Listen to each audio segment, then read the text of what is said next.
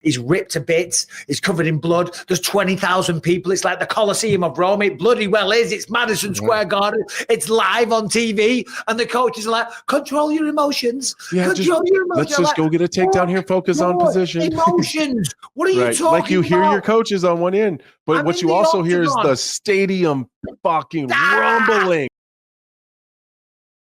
Michael Chandler, as we know, will be stepping back in there this weekend. I was going to say next weekend. Michael Chandler has had, 2 and a bit years away from the octagon. He's also 38 or 39 years old. Yeah. Going up against Charles Oliveira. The first fight was phenomenal. Back and forth action. You know, they both had a lot of success. Charles is great. Chandler's very entertaining and takes a lot of risks. That's why we love him. But the man's got to get a win. And I feel like we might see him come into this one and fight a little bit smarter, because he's got to get a win.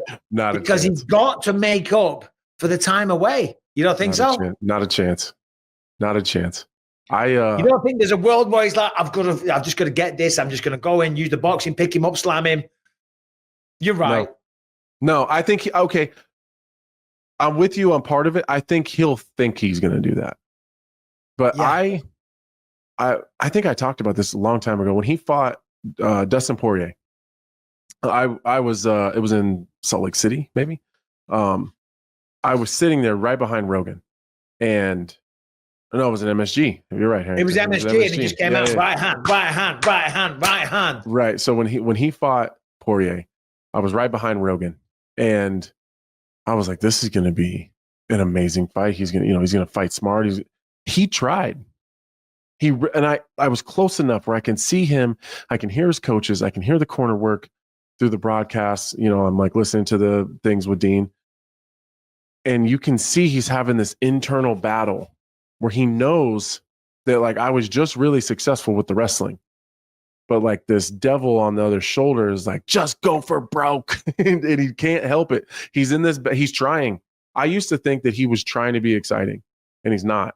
It's just who he is in here. And he can't help it. Yeah. As he tried, he would kind of go and pull back and go and pull back. And you can tell he just says, I gotta go. He can't help it. He can't change it. When Michael Chandler fought, I'm just looking at it here, 268 against Justin Gaethje, right? Madison Square Garden, once again. That was crazy. Was the craziest fight. I'm telling you, Madison Square Garden was popping. The noise was insane, right? And it was a wild fight. Fight of the year, one of the best fights you'll ever see. And I felt so sorry for Shane Burgos and Billy Quarantillo, because they put on an amazing fight. That was a great fight too. The crowd was just like, speaking of cigarettes, they needed a smoke break. They're like, we can only give you so much. Do you know what I mean? We're fresh out of excitement here. We just need to take 5 minutes here, guys. Yeah, Billy Q, Shane Burgos, you're going at it, but we can't do it.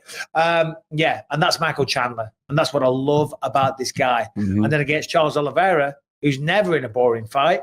Of course, he won the first one, ground and pound, I believe. How do you see this one? What's your prediction? Man, I think Oliveira looked really good, even in a loss to Arman Tsarukyan. And I think that's kind of the tip of the spear. I think that Charles is still right there at the top, and he seems to have gotten better. I still favor Oliveira, but I wouldn't be surprised to see Chandler get a finish. Yeah, it's just one of those, isn't it? It's you can make an argument either way. The reality is a fight like this, we don't know what's going to happen until I know. You never know in any mixed martial arts. You can argue that they both won in the last fight. It was just a tale of two fights.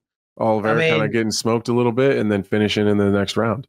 For Chandler, though, I just feel like there's got to be, a little bit of torment to himself, a little bit of potential. Now, I don't know all the situation. I don't know how he was financially compensated. Maybe he was, maybe he wasn't. Let's hope he was.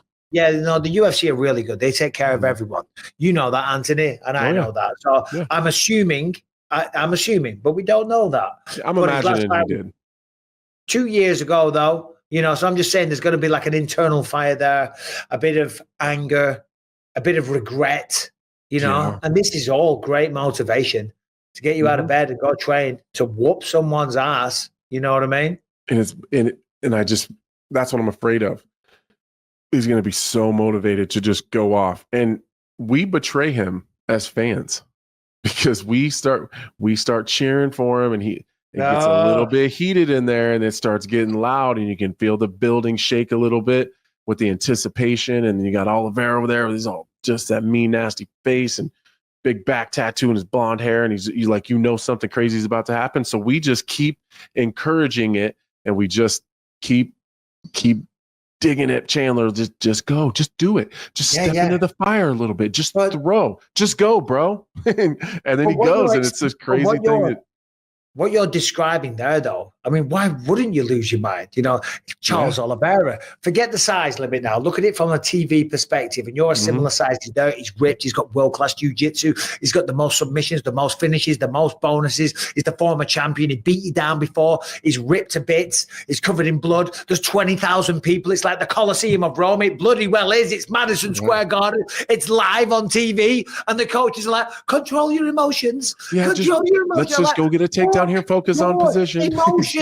What are you talking about? Like you hear your coaches on one end, but what you also hear is the stadium fucking rumbling, and you just want to go. He's trying to kill me.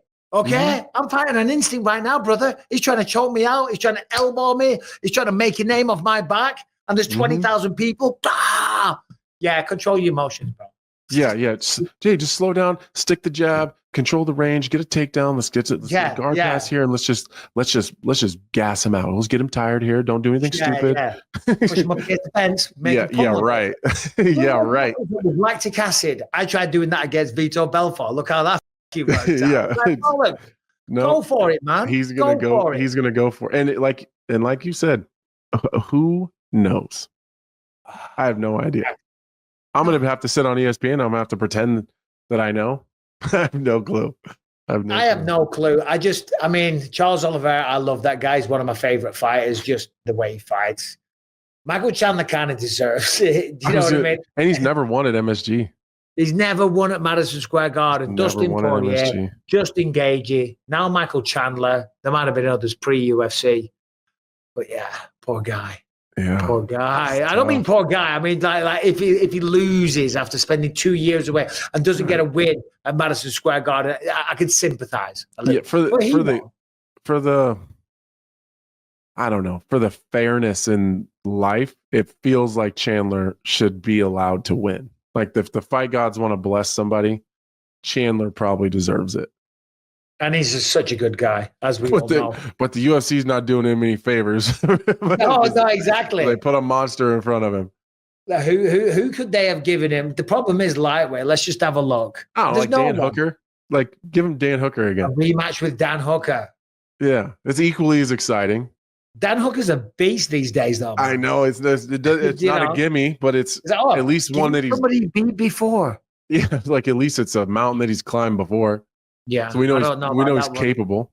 Mando is clinically proven to control body odor for 72 hours, wherever you stink, pits, package, feet, and beyond. So make the switch to Mando whole body deodorant and smell like a zero every day. It was created by a doctor who saw firsthand how normal BO was being misdiagnosed and mistreated. Clinically proven to block all day and control odor for 72 hours. It is baking soda free. It is paraben free. It is pH balanced, so it's safe to use below the belt. Clinically proven to control odor better than a shower with soap alone. And by the way, it doesn't just stop BO. It makes you smell nice. It makes you smell fresh, and it is 100% natural, organic, and fragrance oil free, dermatologist recommended. And we have a fantastic offer for you. So give it a try. You won't be disappointed. So all you got to do is go to shopmando.com, use the code Bisping, and get $5 off your starter pack. That is over 40% off. Shopmando.com. Use the code Bisping for $5 off your starter pack, which is over 40% off.